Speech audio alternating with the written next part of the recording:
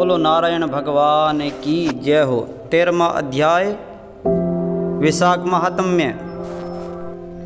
यह कथा सुनकर राजा ने श्रुतिदेव से प्रश्न किया कि हे ब्राह्मण, वैशाख में छत्रदान करने का क्या महत्व है? कृपया करके विस्तार पूर्वक बताइए। राजा ने इस प्रश्न पर श्रुतिदेव से कहने लगे कि जो कोई धर्मात्मा वैशाख मास में व्याकुल महात्मा को छत्री का दान करता है उनको अत्यंत फल मिलता है। मैं एक प्राचीन इतिहास कहता हूँ, सुनो। सतयुग में हेमकांत नामक बंगाल देश का राजा था और उस राजा ने कुशकेतु एक पुत्र तथा अत्यंत बलवान था। एक पुत्र था, बहुत ही बलवान था। वह राजा एक संयम शिकार खेलने वन में आया और वहाँ पर अनेक मृग और शुक्रों को मारता हुआ दोपहर में बहुत थक गया तो मुनियों के आश्रम में पहुँचा। उस समय सतीर्थ नामक ऋषि ध्यान लगाए हुए समाधि में बैठे हुए थे। उनको यह भी मालूम न हुआ कि आश्रम में कौन आ रहा है कौन जा रहा है, क्योंकि भगवान के ध्यान में लीन है। वह निश्चित ही बैठे रहे और आए हुए राजा का कुछ भी सम्मान नहीं किया।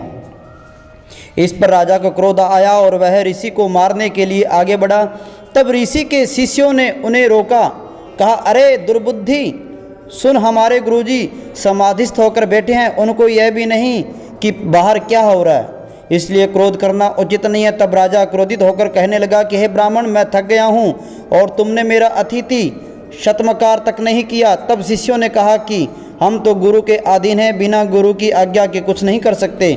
शिष्यों का ऐसा प्रत्युत्तर सुनकर क्रोध से राजा ने अपना धनुष उठा लिया और कहने लगा कि मुझसे दान लेकर मेरा अन्न खाकर मुझको ही शिक्षा देते हो, ऐसे कृतघ्नों को अवश्य ही मारना चाहिए। इतना कहकर राजा उन पर बाण चलाने लगा और इससे शिष्य भयभीत होकर भागने लगे तो राजा ने सैनिकों ने उनको चारों ओर से घेर लिया। राजा ने उसमें से 300 शिष्यों को मार डाला और शेष क्या शिष्य भाग गए।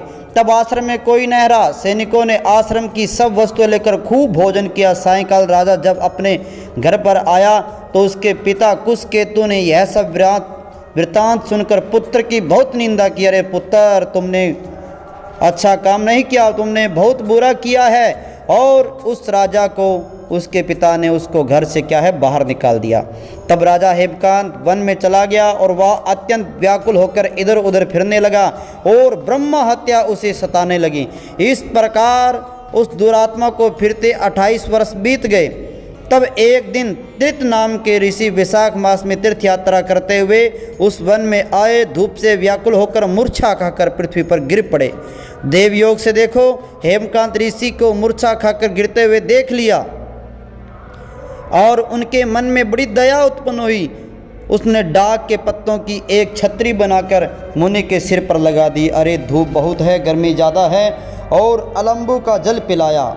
इस उपचार के करने से मुनि मूर्छा से निवृत्त हुए तथा इंद्रियों में कुछ चैतन्य आया और धीरे धीरे अपने गांव को पहुंच गए।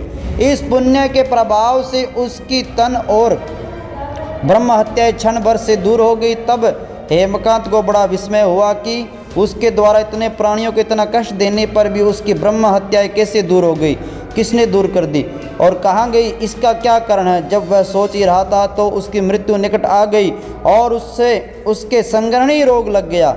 जब उसके प्राण निकलने लगे तो उसको 3 बड़े भयंकर यमदूत दिखाई पड़े। वह हेमकांत को डराने लगे। तब हेमकांत मौन साध कर छत्रदान को याद करके विष्णु भगवान को याद करने लगा।